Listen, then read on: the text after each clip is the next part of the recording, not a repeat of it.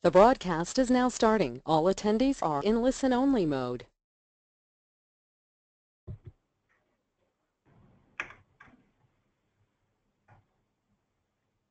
Hello and welcome to today's webinar, Best Practice in PR Measurement. My name is Philip Smith and I'm the Head of News and Content at Gorkana, and I'll be your moderator on today's webinar. The webinar is part of AMEC Measurement Month, a month filled with a global program of activities which is taking place to spotlight attention on the importance of PR measurement. This year, September is filled with free-to-attend events, webinars, white papers, executive discussions, podcasts, workshops, and much more. The aim of the month is to help fill the gap between understanding the value of PR measurement and doing something about it. So with that in mind, look out for Gorkana's new white paper, which is a digest of our analysis white paper published earlier this year, and we've specially published this digest this month to coincide with Measurement Month. Digest is called Analysis Best Practice and Proving Earned Media Success. So look out for that and we'll give you more details on it later. This all fits in nicely with the theme of today's webinar, where we'll look at how, as organisational silos are coming down, PR professionals are being asked to work across all forms of media, and so it's never been more important to measure your activity effectively. With this in mind, at the annual AMEC Summit earlier this year, there was the launch of the new measurement framework, and I'm delighted to say I'm joined by two people integral to that launch. We've got Giles Peddy, Group Managing Director at Lewis, and Paul Hender, Head of Insight at Gorkana. Giles, Paul, welcome to the webinar. Hello. Hi. Together, Paul and Giles are going to talk to us about a practical guide to the tool, the latest industry thinking and how this aligns with the Barcelona Principles 2.0, illustrations of the framework for our case studies, including the AMEC Grand Prix Platinum Award winner for 2016. And we're also going to hear from Paul and Giles in a minute, where they will start off, and Paul will start us off, and together they'll give us a 30-minute presentation. However, at the end of that presentation, we will have plenty of time for your questions. So looking at the question box to the right-hand side of your screen, please do send us your questions and send us your comments, and I shall put Giles and Paul on the spot later. Take your chance to send those in to us. Anyway, that's more than enough for me. I'll now hand over to Paul, who will start off by telling us where the industry stands on measurement, before Giles starts to tell us where the measurement framework comes in and how it works. Then at the end of that, Paul's going to round off, and we shall open up to the questions. So do remember to take this chance to send in your questions for us. Paul, please start the presentation. Thank you, Philip. Thanks for that introduction. Hello, everyone. It's a great pleasure to be here for the first week of Measurement Month. I think Measurement Month is important. I think it gives us an opportunity to run, as Philip says, a series of events across the globe to really help spread the word to the communication industry on the latest thinking on measurement best practice. I think this education piece is really important. AMEC does this annual research amongst its members. And the latest edition of this shows that the organisation's top priority should be educating the market about measurement. Now, interestingly, the next biggest priority is to create a new integrated industry framework. So the good news is that today, hopefully, we're going to be able to fulfil both of these. Now, one of the criticisms I've heard of AMEC in the past is that we've not always been good at measuring ourselves, which as a measurement organisation is somewhat ironic. But they say that cobbler's children never have any shoes. So we should really practice what we preach. So to help with this, the European chapter of AMEC is currently conducting a major piece of research amongst PR professionals working in Europe as we go through Measurement Month to see how successful we have been in raising awareness about AMEC and some of our key initiatives, such as the measurement framework. Now, while we're still collecting this data, what we have so far makes for some quite interesting reading.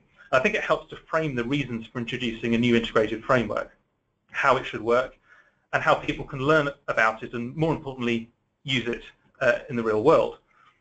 So far, we've had more than 700 responses from across Europe, with a good representation from both agency and in-house comms teams in commercial, government, and not-for-profit organisations. There's also been a wide response across job levels, from heads of agencies and heads of communications to account directors and PR managers to account executives and press officers. So the good news is that the overwhelming majority of people think that measurement is important for PR and communications professionals. Just 2% of our survey said that it wasn't, and indeed 75% said that it was very important. 80% of people responding to the survey claimed that they do some form of measurement at least once a quarter. However, to my education point, 98% felt that there was a need for more education, with 76% saying it was very important, that there was more education to enable PRs to get the most benefit from measurement. So this suggests a bit of a challenge. Most people think it's important, but most people seem to want to help. They want more help to understand what good measurement looks like. Now we may get more insights from this by looking at how this affects what people do in practice. The most common form of measurement is to use basic quantitative measures such as volume, impressions, or even an advertising value equivalent. However, less than half supplement this with qualitative metrics, such as the tone of coverage or sentiment or message delivery. Only 42% identify and track influences, which is a bit of a concern if you think about this increasingly fragmented media that works across multiple channels and then multiple sources. And while media outputs are commonly tracked, measuring outtakes, outcomes, and how this affects the business is less prevalent, with less than a third of responses saying that they use stakeholder research or track lead generation and sales. Now, concepts such as not using AVs to measure the value of communication, blending quantitative and qualitative metrics, and measuring outcomes and business impact as well as media outputs are represented in the Barcelona Measurement Principles, which were originally launched in 2010 and were updated in last year's Measurement Month. Encouragingly, almost half of respondents claim that they've heard of the Barcelona Principles, but we need to temper this enthusiasm, as we should bear in mind that this has actually prompted awareness, so the real number might be less than this, and it actually starts to untangle if we probe a little bit deeper. For instance, just 24% will be able to describe them, and even fewer actually use them in their organization.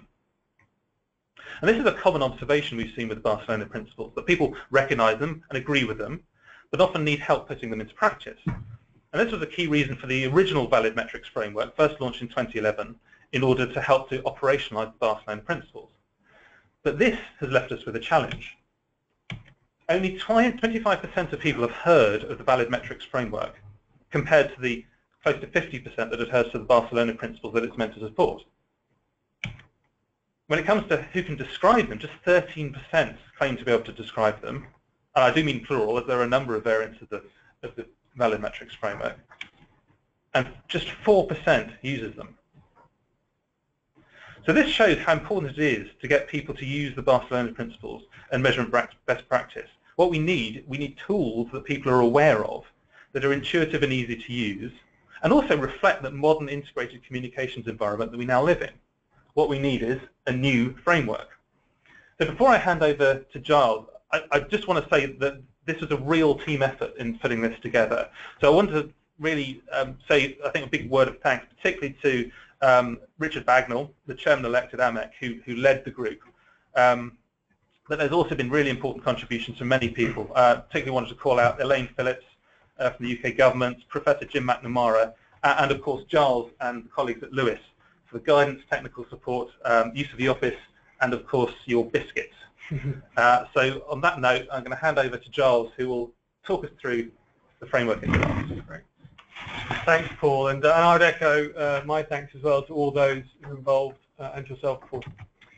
So I'm going to just take you through a little bit about the actual integrated evaluation framework, and wanted to start that by giving a little bit of context to the new framework. I think it's safe to say that many of the evaluation methods, and it's evidence from the research Paul's just shown through, are no longer enough. The world has moved on in our industry at a rapid pace, and it looks like measurement, though, hasn't caught up, which is another reason why we needed to take a big leap with the new framework to make sure we were catching up with where the industry was heading, where companies were heading, where agencies were heading. It was also evident that over the years we had done media, traditional media relations, we'd done digital, we had moved into programmatic, we had moved into other forms of owned and shared types of communications. But those silos were also coming down. But the traditional measurement methods were still in siloed forms. The valid metrics in its old guise was fairly siloed. So again, we needed to find a way to link those together in a consistent and coherent manner. And that's why, with everyone talking every day, and maybe twice on Sundays, around the whole PASO model, paid, earned, shared, and owned. And again, the model must and needed to address that. Because we could not be effective in our day-to-day jobs to show how much impact we're having on our clients' businesses, or if we're on the other side and we're working for companies, the impact we're having on our brand to management in a truly integrated manner. So that's really where the context was when we sat down as a team that Paul described earlier about how do we join this up, how do we bring all of this together, how do we bring PASO together, how do we bring different forms of communication together, how does this work across governments or public sector or commercial or charity, different types of communication, and also how does it work by different levels of people by the organization, how much knowledge do they have about measurement and planning and communications, so that anyone of all levels in any industry can adopt it. So just to give you a little bit of backdrop to this team that was involved in the working group, as Paul has outlined, AMEC has been championing better measurement for 6, 7+ years now, and has done some major exercises. The Barcelona Principles was a big starting point, which we've heard about already, and that's led on to the valid metrics model.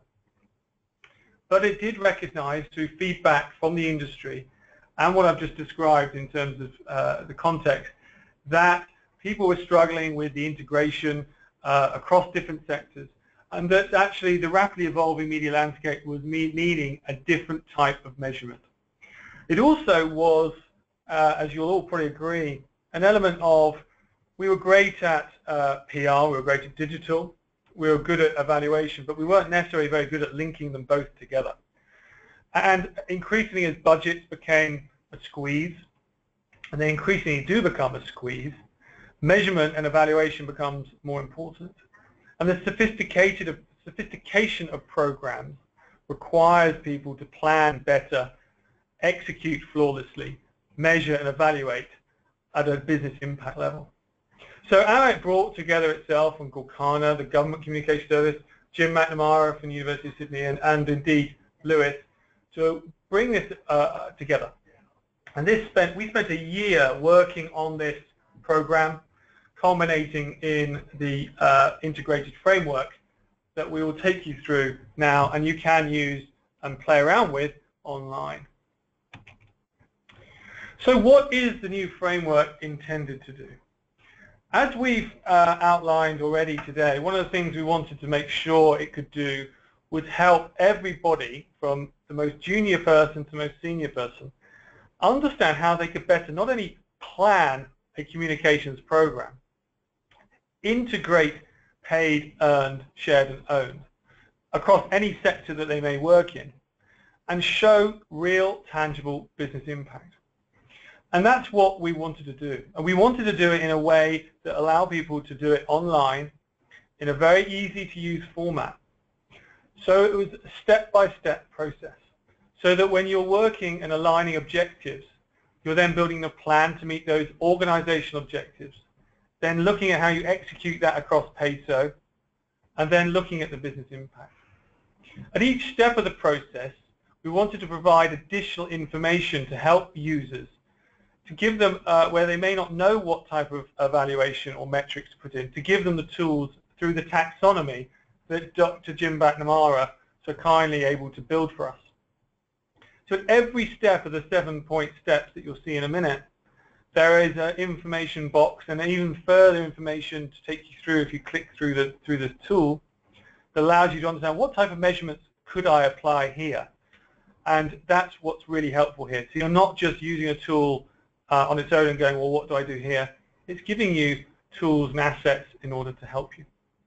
I think what's also really important is it provides you a consistent and credible approach for all organizations, whether you're a large organization or a small organization, public sector or commercial.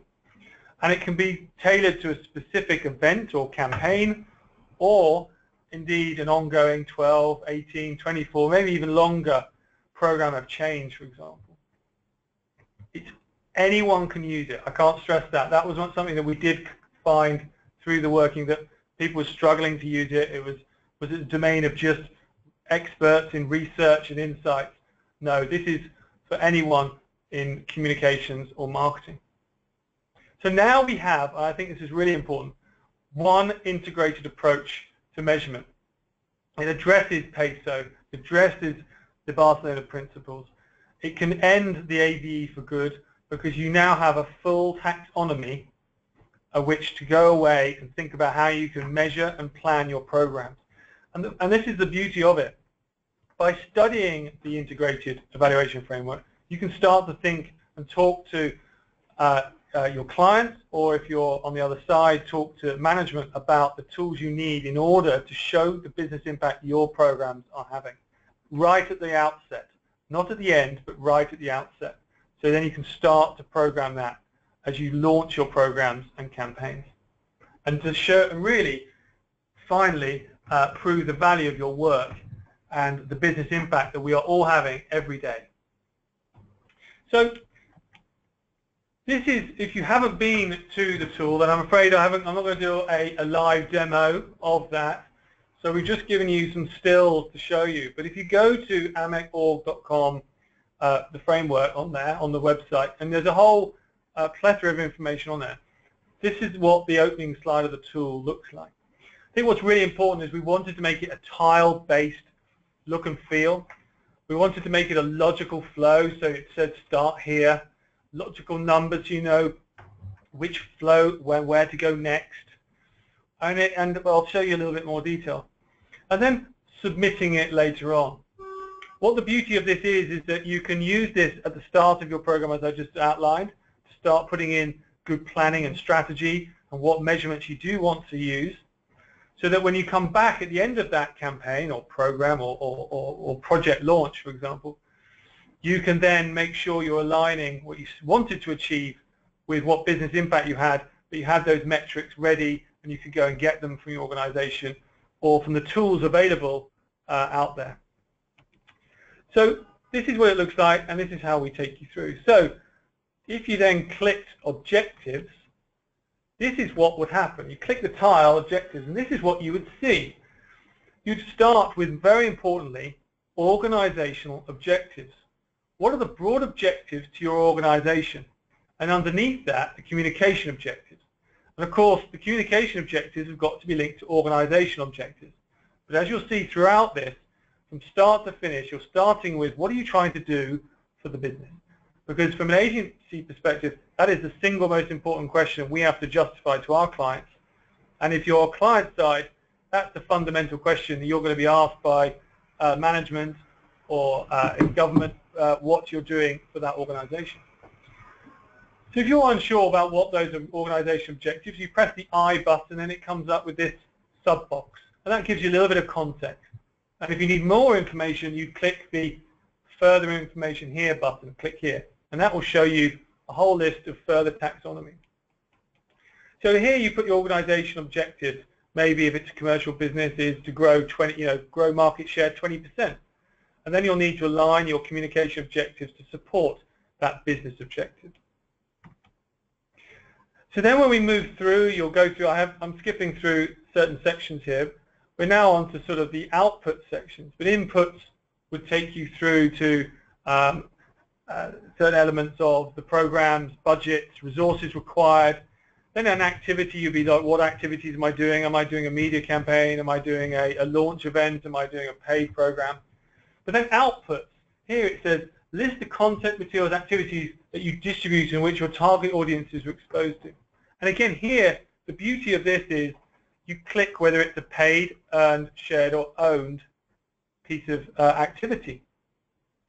So if it's an earned piece and you're talking about distributing a press release, or if it's an owned, you built a microsite or if it's a paid Twitter program or Instagram or whatever else it is, again, you just list that out and you click that button, because when you come later on, it'll link that up and show P, E, S, and O. So again, it's showing you the integrated nature of your program. Now, of course, your programs may just not include any paid or owned. It may just be earned. Or it could be just a pure paid program. Again, it doesn't matter, but it does show that you're thinking about it in a more integrated fashion. And again, here, we're giving you what the outputs could include. Advertising, what audience reach was there, what were the impressions, what was the website content, for example, event type, how many attended the event, sponsorship, what was the audience reach of that sponsorship, for example. And again, thinking about what you can put in outputs. And when you filled in all of the sections, you then press submit. And this is what you would see. Obviously, this is blank, but you'd fill it all in. I didn't want to steal Paul's thunder because he's going to show you a case study in a minute from the NHS, which will show this in reality. But what I wanted to show you here is when you fill this all in, you can see how it fits in peso. And there are some examples on the website already that you can just have a look at to see what they look like. But as you can see, in a single page, what's really important here is you can lift this, as evidenced today, we've lifted this page and stuck it into a PowerPoint for you. You have immediately got a one-page document that outlines from aligning corporate objectives all the way through to the bottom right corner of organizational impact, a very clear one-page plan. What did you do for that campaign? How did you measure it? And what business impact have you had on there? So here you've got objectives, organization objectives. What was the communication objectives to meet that goal? Who was the target audience? What was your strategy? Then moving down to the next row, implement. What activities did I execute? Again, paid, earned, shared, or owned. And then into the measurement and insights. What was my activity output? How much coverage did I get? How many shares did I get? What was the audience response to that campaign? Did they respond favorably by X%? Was there an impact? Did it change people's perceptions of an individual or a company? What was the outcome of that from that audience? Did they go and buy more widgets? Did they go and vote differently? Did they go and sign up for something? Did they sign a petition? Whatever it may be across different types of communications. And finally, what impact did your work have on the organization? Did you help support that 20% market share growth? Did you get that person elected? Did you change that brand's perception? Did stakeholders invest further than they were going to in an organization? Whatever it may be, did you deliver? Did you have impact? That is what we have built with the interactive evaluation framework. Very simple methodologies, lots of taxonomy in there to help you guide you through the process. One thing I would like to note, though, is because AMEC is not able to store data, when you do upload this, we have created an ability to save as a PDF, and then you can obviously do things to extract that out of a PDF, but you'll need to save it in a different form. You can't save it on the site and come back to it, but that's for data protection. But it still gives you the right platform in which to build a coherent plan, to measure your programs, evaluate successfully in a one-page document that you can distribute in a management meeting, you can distribute to your teams in an agency, and such like. So just finally, I just wanted to kind of capture some of the initial response. And this is just from 4 people. And again, thanking all of these 4 individuals for their feedback already. But, you know, David Rockland at Ketchum, you know, he's been past chairman of AMEC, so very involved in this, done a huge amount of work with the Barcelona principles and value. He's glowing about this, and I know Ketchum is using this tool extensively. Shanali as well is a very big fan of this. And of course, Alex Aitken, basically head of government communications here in the UK, is has adopted the AMEC principles and is using the AMEC framework themselves. And so again, lots of positive feedback. And there's been huge response when we launched it in June, and we obviously did feedback over the summer as well, and the feedback we've received from the industry has been overwhelmingly positive. Agencies and clients and in-house organisations are using it. Lewis is using it across their group. We've standardised our measurement process onto the AMEC Integrated Evaluation Framework and are using it. We're getting people trained by AMEC as well at Lewis, because we believe this is absolutely central to delivering world-class communications and marketing programs to clients. So with that, I'm going to thank you. Do throw any questions at us in a minute, but with that, I'm going to pass that to Paul to give you an example of how it's being used in real life. Thanks, Giles. Yeah, I think it makes sense to really bring this to life by taking it, give you a walkthrough with a real-life case study. So the one I'm going to use is it was called the Missing Type campaign, and it was from the NHS Blood and Transplant organisation. This particular case study won the Grand Prix Platinum Award for the most effective media intelligence research and insights company campaign at this year's AMEC International Measurement Summit.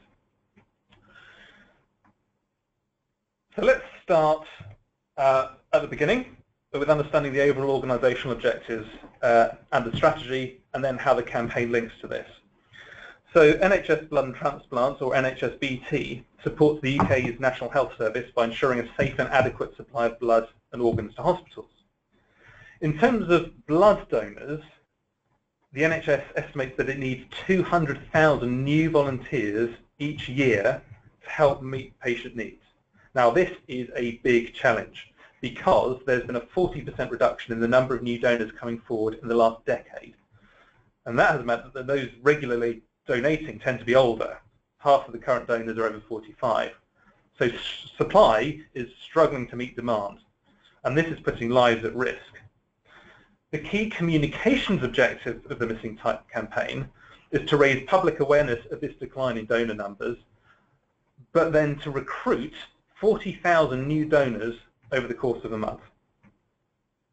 In terms of target audiences, there was a particular focus on raising awareness and increasing the number of donors amongst young people and ethnic groups.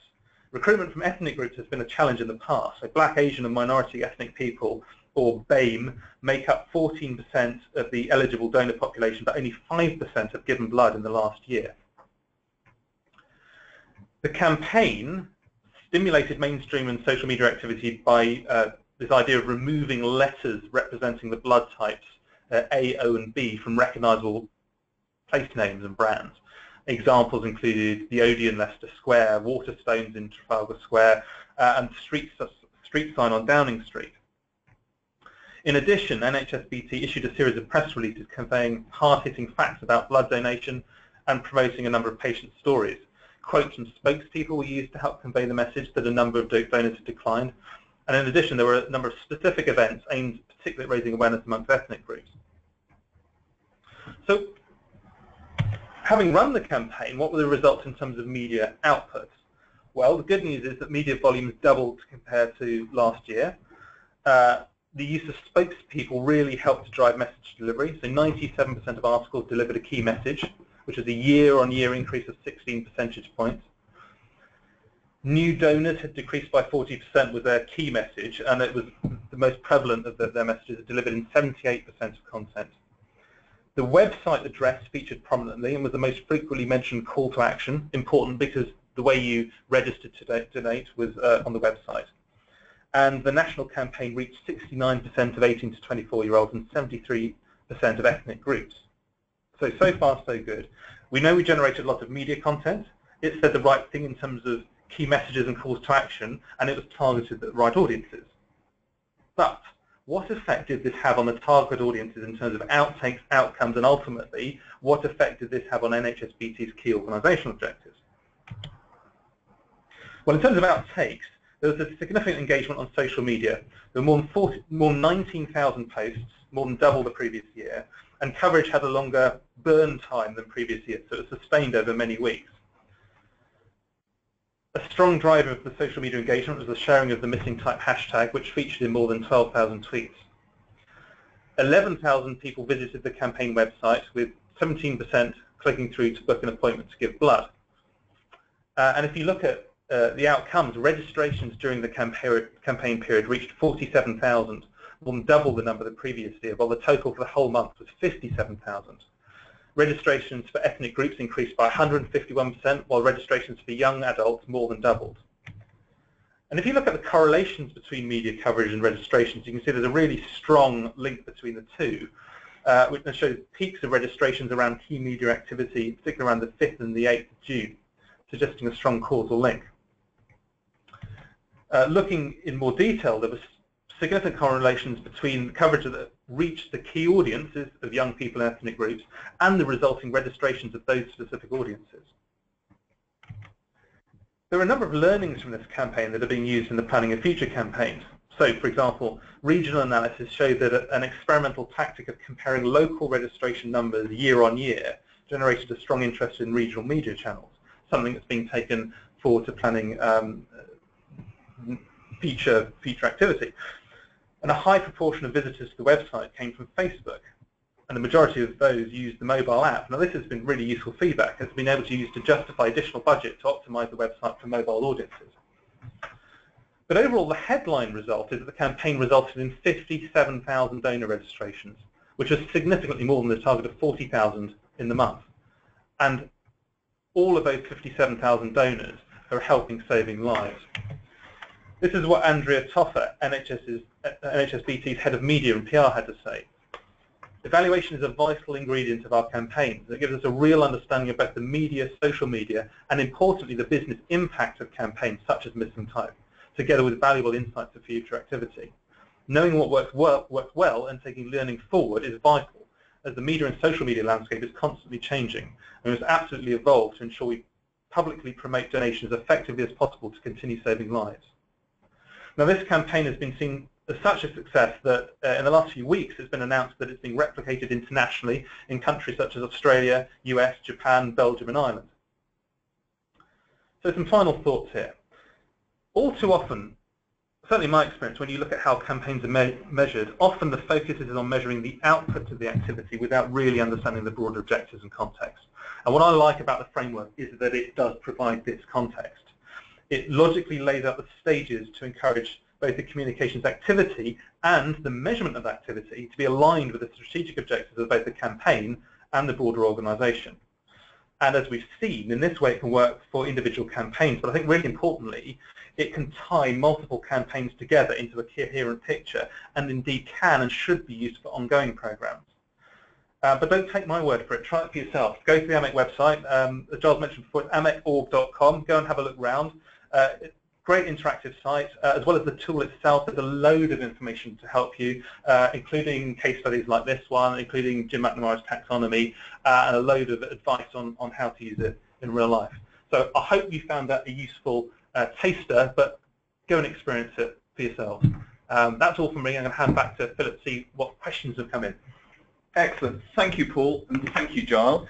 As we look at the question, I just want to ask a slightly a broader question, you both, and I'll start with Giles on this. But as we are celebrating AMEC Measurement Month, and we're looking at measurement, and we will go into more detail on the framework, and I'm sure we'll have plenty of questions about the framework, but I want to ask you both, thinking about measurement and looking at some of those industry responses that Paul went through, Giles, what do you think is the sort of biggest misapprehension about PR measurement that you'd like to correct? What do you think is the thing that people misunderstand or stops them getting to the heart of measurement? I think it's two things. One is they think it's going to be time-consuming and expensive, and in most regards it doesn't have to be. Mm-hmm. And I think the second thing is they more often than not put measurement at the end of a campaign. They suddenly do the campaign, they go, oh, well, now we need to measure it. And I would argue that's called evaluation. Measurement is at the start of a program. What do I want to measure? What does success look like? And how are we going to achieve that? And that's when you get into your strategy, tactics, execution. And then you evaluate what you wanted to measure. And I think that's where people get it wrong. And that's why when we built this, the framework, we had right at the front, what are you here to do today in this program? It's about what's the organisation objectives, what's the communication objectives, and then the last piece is like the actual evaluation of what did we get. Paul just gave a great example of a brilliant campaign, that had had audience responses, it had audience outtakes, it had audience outputs, but it also had a major business impact on the NHS-BT. Yeah, and it is a cliche, but it's that great thing of, start at the beginning and set those things out. Paul, I have the benefit of sitting in a room with Paul and Giles, so I can see that Paul was nodding when Giles was explaining that. Paul, is there another misapprehension, anything else on measurement that you yourself would like to correct? Well, I fully agree with Giles. I think the planning point is hugely important, and it's this distinction between evaluation, so what have you done, compared to understanding how you can do things better going forward. I think the framework really helps to address that, and I think actually the learning from NHS-BT example is precisely that. It's not just about saying, whoa, this is a great campaign, look at the great job we've done. It's actually, well, what are the learnings from it that help us benefit us going forward? The fact that they're now launching this internationally, I think, is an indication that they're taking the learnings and then applying that, and almost creating a model to replicate in multiple markets. I think that's very important. Interestingly, the research that I was showing earlier on, one thing that I didn't show was the barriers to adoption of analysis. The two main ones are, as Giles mentioned, time, resource, and expense. And I think there's a misconception, one, that it does cost money, but secondly, that, and this is not just about PR measurement, it's about measurement full stop, that if you, there's almost this incentive to spend all of your money and resource on implementing something rather than measuring what you're doing and therefore taking learnings from that, so you make sure the implementation is effective and efficient as possible. So you almost need to borrow a little bit of the resource that you would put into implementation to make sure that the implementation itself works well. And you would argue if you borrowed that resource, it will pay you back. Yes, and you can, and a logical point of this is you can use it to make a business case to argue for more budgets. Yeah. How many times do we see other forms of marketing communications taking the lion's share of budgets when earned media is a small part of it? I think the fact that the framework is an integrated framework, again, helps to broaden that broader context. And make that balance. Yeah. Yeah. Excellent. Now, Giles, I can see that there's a very detailed question for you there, so I'm going to let you read that for a little bit whilst I address a few other points. And I would say we've got 10 minutes for Paul and Giles to answer your questions, so please take the chance to send them in. There are plenty here, and I'm going to start addressing those in a second, but you will have a little bit more time to send questions in. One thing that lots of people have asked is, will you get a recording of the webinar and get the PowerPoint sent to you? Yes, we will be in touch with everyone who's registered for this webinar and make sure that, that's available for you. We're also going to give you the opportunity to download that special Gorkana digest and analysis digest and white paper. Now, Giles, if I can ask you this question, I'm going to read it out. It's quite a long one, and this is directed at you. So, Giles, the Valid Metrics Framework and the Social Media Measurement Framework from AMEC both seemed like planning tools, a checklist to use while planning the before execution, or planning them before execution, I suspect. The integrated framework seems a bit confusing. Is it a planning tool or a template for reporting how it went after the campaign? It looks like it sits between two chairs. Giles. So yeah, thanks for that question. I think it's a great question. It is actually both. I think the beauty of the Valid Metrics was that you had a clear way of planning and what you needed to look at. The beauty of the new framework is that it allows you to plan your program. What are you trying to do for your organization? What do you want to, what's the organization objectives? What are your communication objectives? So yes, there is a planning element, but it allows you to do better planning, because again, our industry needs to get better at planning integrated campaigns, so that when you start a program, can I go and get the data to record my impact right at the outset, rather than chasing an English phrase of chasing your tail to find it afterwards. It allows you right at the outset to go, right, how am I going to measure success? How am I going to plan my program across paid, earned, owned, and shared?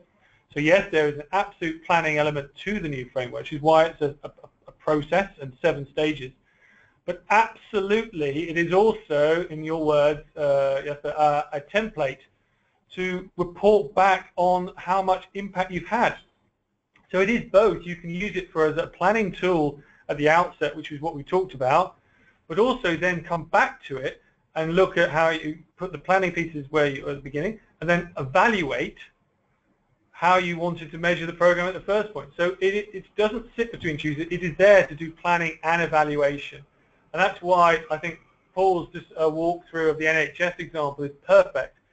They had a business objective, they had a business need. What was that? They executed a program, and then they reported very extensively on the impact their program had.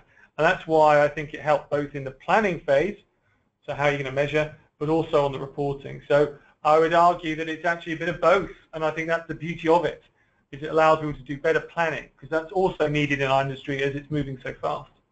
So hopefully that answers that question. Great, thank you, Giles. There is a point worth making actually, and this is because I can see that we're getting some questions from lots of people, not just in the UK but internationally, and that is that this framework is not just in English. There are language versions of the framework that are in development, and they will be launched next week. The first batch, I believe, will include Arabic, Swedish, Spanish, and there are others on their way that I'm assured. So keep your eyes peeled for those and look out for them. Paul, I'm going to ask you the next question first. I think this is for both of you, and it's about dashboards and how people might actually use this. The question is, would you recommend setting a dashboard for a comms team for their function as well as for individual campaigns? I think that's a very good question, and my response would be an emphatic yes for that. I think if we look at what I was showing on earlier on in terms of the research, where a lot of people are kind of overly reliant on one or two basic quantitative metrics, how much stuff have we generated, which loses the context that you get from the framework. I always recommend a balance of metrics, not only in terms of output metrics, quantitative and qualitative, so how much stuff you generated, but is it any good, and the fact that it actually yielded an audience response as well. By definition, you're talking about multiple metrics, and therefore one of the best ways of presenting multiple metrics is in a dashboard form, because you get the important information but presented in a concise and easy to digest way. I think the point around linking campaigns to an ongoing program is really important as well, so that you shouldn't just run a campaign in isolation and do it for the sake of a campaign. It needs to be in the broader context of what the organisation is trying to do and the broader comms objectives. So the idea of having campaign dashboards, but also they link into more of an ongoing program type dashboard, I think makes a lot of sense. Yeah. Great. And Giles, from your sort of feedback and experience, does that make any difference whether you're in-house, whether you're in an agency? No, I think the beauty of it is it doesn't matter where you are, what level you are, whether you're in-house or client side. You should be using this and getting your head around, play around with it, fill it in with some rough numbers and just to get familiar with it, because as I said earlier, helps not only with you better planning a program, so you hopefully get better results, but will give you a framework in which to measure and evaluate your program in a much more robust manner than has ever been done before. Great. That's, and I can see our answers are triggering other questions. One of the questions, I'll come back to both of you in a second with this, is can you recommend a dashboard tool that works well for PR? Well, I can certainly think of one as I work at Gorkana, but I'll ask both Giles and Paul to come up with that in a second. One immediate follow-up question is, what about if it's not for a campaign, but for a piece of coverage for social media to bloggers? Giles, do you have a view on that? Well, I mean, I don't think the framework is probably used for a single piece of coverage, but what I think you can think about and learn from, if you get familiar with using the framework and the taxonomy, you can think about, if you know a piece of coverage is coming, a piece in a lifestyle magazine or a piece on Financial Times, and you know it's coming out, you could put in programs to work with someone like Gorkana Cision to understand, for example, the quality of the coverage, what was the viewing, what was the click viewing of that article actually on the website. I know we can get to that level of granularity. What did that mean? What did that piece of coverage drive traffic to the website? Therefore, you're bringing Google Analytics into play. Where did those people go once they'd landed on your website? Where do they then go? And then you're moving into the whole affiliate marketing. So in one way, yes, you can look at and measure a single piece of coverage, and you need to plan for that at the beginning. But I wouldn't necessarily use this framework unless it's an amazing piece of coverage that, but I think it can inform you on things that you could look to put in place to measure its impact on an organization if you know it's coming. Great. And shall I take that as your dashboard tool recommendation as well? Well, I mean, I would say there's lots of tools out there that you can use, and I think the beauty of the framework is that you will need to use different types of measurements. So you'll need media evaluation tools and dashboards, which, there are tools available. There are Google Analytics you'd need to use. You need to look at, maybe you need Twitter Analytics. The beauty of the platforms on social is they provide you some analytics inbuilt, Twitter, LinkedIn, etc. You'll need to bring all of those data points into your evaluation. And again, that's why planning is so important. So you can think about, can I go to the webmaster and get web analytics? Can I go and get Salesforce analytics? Can I go and get my Twitter analytics, my Peddy analytics? That's why planning is so important.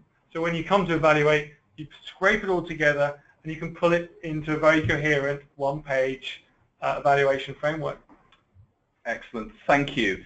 Paul, can I ask you this next question, which is about negative outcomes?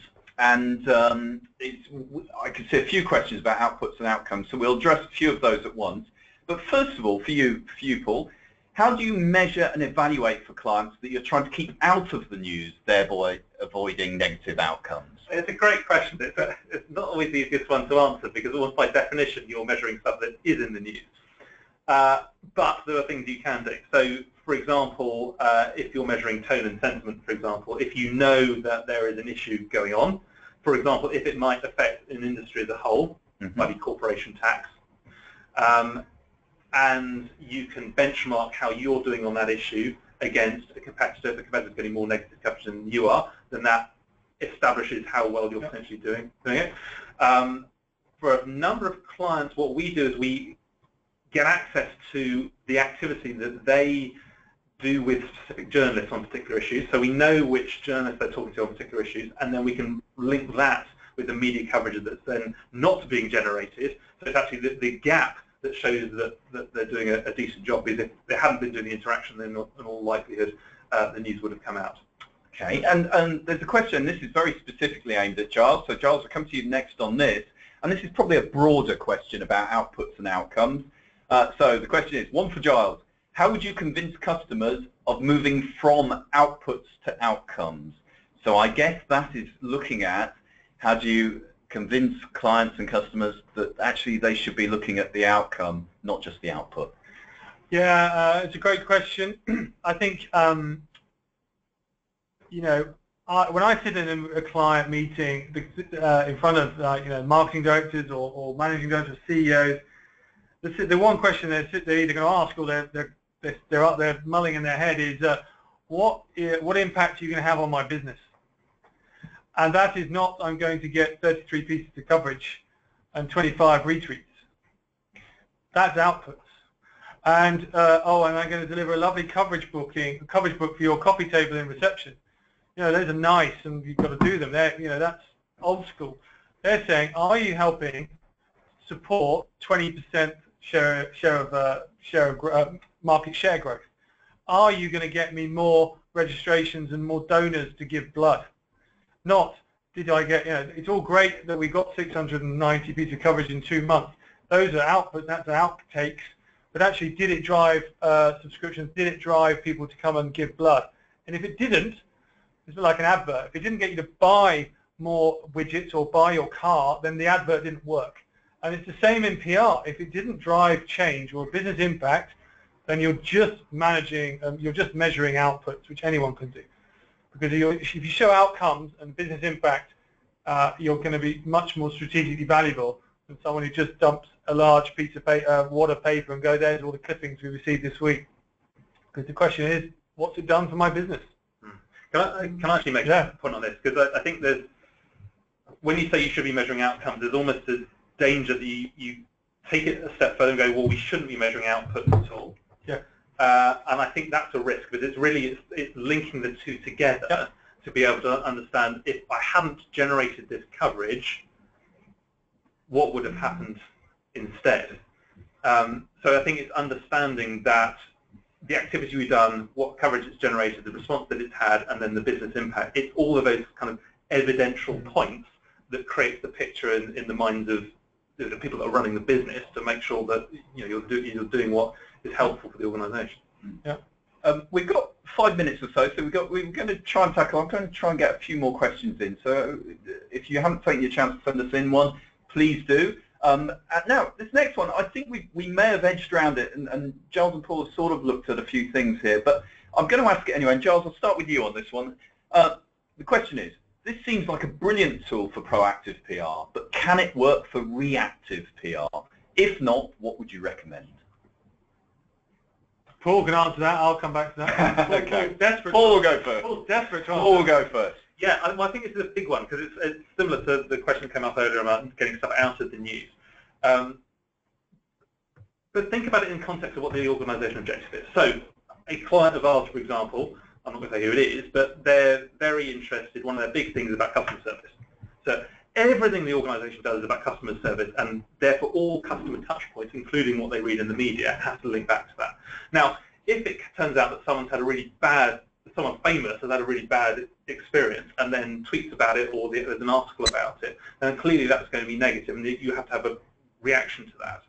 But the point of the framework is that what you're measuring is then linked back to those original objectives. So what we need to understand overall is what is the balance of the proactive activity we're doing on this particular issue against the reactive coverage, trying to prevent this stuff from appearing, and what is the net effect. So I'm really passionate about this point, about it's the context of the overall piece, and it's the impact that it's then having on the organisation.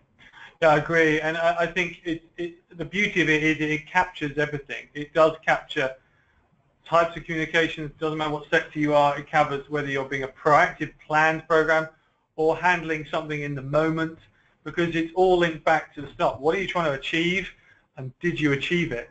And in the middle bit is going to be a combination of everything: proactive, planned, reactive, forward planning, all of that type of thing. Those are just elements and activities that you do in order to stay on the course and the direction that you've got, organizational objectives, communication objectives, and whether you're achieving that and supporting that, or whether it's proactive or reactive. So, the taxonomy is out there to use, but it's a great question, but it should be used on all forms of communications. Yes. It's not limited, not limited. Excellent. Thank you. And thank you, everyone, for your questions. Someone sent in a question about questions. Will we get a list of the questions that have been asked? They are all being recorded on the webinar. So when you get the recording of the webinar, it will have a recording of the questions and all these answers and all of these pearls of wisdom that Giles and Paul are telling you. Now, we've got a very long question here, so bear with me, but it's a really interesting one. Paul, I'm going to come to you first on this question, but let me read it out first. Hello, I head up PR for a national tourism organisation, and we currently use both qualitative and quantitative measures to track our rolling media programme. However, we are increasingly being asked to show the value against the organisational objective of growing international visitors to, and this is an example, XX million by XX date. As inspiration is very difficult to track, and we don't have a direct product to track sales against, do you have any suggestions on how we can measure conversion? Well, I think, picking up on some points that Giles mentioned earlier on, I'm not sure there's a silver bullet for this one. There's no one tool that's going to do it. It's about these evidential points. It's around building putting the pieces of the jigsaw together. So if you can measure, if you're trying to encourage the number of visitors, for example, if you can measure the number of visitors, if you can maybe do research amongst a sample of them to understand why they've chosen to come, and maybe tie that back to campaigns that you're running. Look at activity that you've done and what media coverage has been generated. Look at the engagement that you've had against that activity in terms of social media engagement. See, all of these on their own don't tell a huge story. But if you start piecing them together, then it gives you the context of what's going on. So hopefully, yeah, I mean, it's difficult to answer specifically until you understand exactly what information is available to you. But usually, It is, but it often sits in silos in an organisation, and it's about just bringing it together. Yeah, and I think another way of looking at that would be, and in fact, I spoke to a tourism organisation with a similar message, was to think about it in a way, take a step back and go, although this individual obviously runs just the PR or the media program, would be to take the initiative, as right at the beginning, of stepping back and saying, sitting down with her colleagues or his colleagues in social media or in the advertising section and say, look, we've got a group objective here of getting more people to visit our country. How can we work together in a coherent way to present to management, the head of this organisation, a joined up integrated approach to getting more people to visit in this time frame?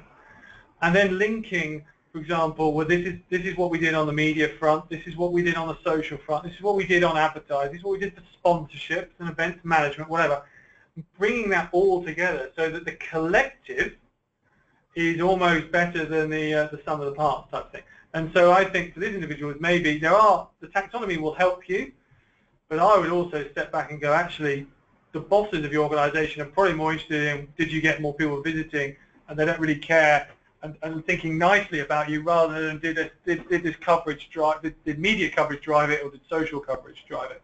And I would think about it in that way, because then you're looking like an integrated team, a joined up team, and delivering integrated programs that drive more international visitors. And you could do brand audits across these key markets, for example, and see whether people's perception of that country goes up and down. But again, that's all going to be part of it, that people's consumers are going to be touched by social, they're going to be touched by what they see on advert, they may have gone to an event. So again, if that's the touch point of the customer, then I think you should evaluate in a similar vein, which is why, again, you can still use this tool and join it up. And that's exactly what I said to another tourist organisation, and they actually started talking and doing that, actually. Great, thank you. One of the worst things about my job is that we run out of time with sessions like this. We've got a couple of minutes left, so one of the best things about my job is I can put people like Giles and Paul on the spot. We can answer one more question if you can answer it in 30 seconds or less each. So the question is, and it's a quite straightforward one, it's directed at Paul, so I'll come to you first, Paul, and then Giles. How does this new framework change your day-to-day work? And actually, you could put this as, how should this new framework change your day-to-day work? I think it's going to have a massive impact, because if I look at about 80 to 90% of my time is spent either talking to clients about measurement best practice and how to apply it to themselves, or indeed in webinars and other examples like this, and talking about it, and having a framework that allows that, facilitates that conversation, and having a framework that had the sort of the best thinking, the best minds on measurement thinking about it and agreeing on it, a consensus on it, and to have all of the backing from AMEC and other communications organisations, I think is hugely powerful. So I already have used this a lot, and I'm looking forward to using this repeatedly, probably several times a week in lots of different contexts. Great. That was slightly over 30 seconds, but Giles, you've still got 30 seconds, and I'm giving you the final word on this one as well. How should it, or how does it, the framework, change your day-to-day work? It basically fundamentally changes the way you plan a client program. It evaluates the way you can ask clients for data in order to show business impact. It better improves the way you can come back to clients and reviews and say, this is what we have done for your business. And that is why it changes our day-to-day business. It's no longer about outputs and how much work we've done. It's about how much impact we had on our clients' organizations, because that's why we get up in the morning and exactly what we're here to do. Excellent. Thank you. Well, thank you, Paul. Thank you, Giles, for all of your insight, your expertise, and your presentations today. And thank you for all of those questions and answering those. Thanks to everyone who's been listening in and sending in those questions. I'm sorry we didn't get to all of them. If you do want an answer, I'll tell you what, contact us directly, and we'll see what we can help you with. And of course, we will make sure that this webinar is available to you all, including the questions and answers. Do look out as Measurement Month continues. As for Gorkana's part, we're hosting a live panel event on September the 28th. You can find out more about that on gorkana.com. And do keep your eyes peeled for our white paper and how to download that on analysis best practice, and we'll make that available to you all as well when we communicate with the people who've registered on this webinar. We're out of time now, so that's very much goodbye from me, goodbye from Giles and Paul. We all hope to see you next time. Thank you so much for listening. The webinar is now over.